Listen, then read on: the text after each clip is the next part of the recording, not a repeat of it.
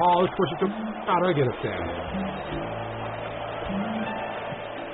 سازنده میشه روی دروازه موقع بازیکن برنجی پشت محوطه دفاعی مارسلو تو سر توپ میزنه روی پای چپش این ضربه که از کنار دروازه بیرون میزنه مارسلو با راه از روی محوطه دفاعی شاخ میکنه روی دروازه اون دیگه به گام برمیگردونه یک از راه دور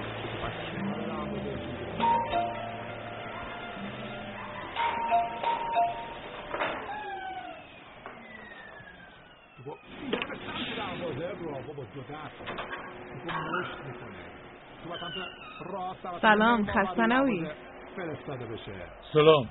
تو نیش خسته نباشی. مراقبت میکنم. من که شک دارم که توپو خود لوئیس زد یا نه، یا مدافع به حال توپ در جریان دروازه. برام این تصحیح شاید به ما کمک کنه.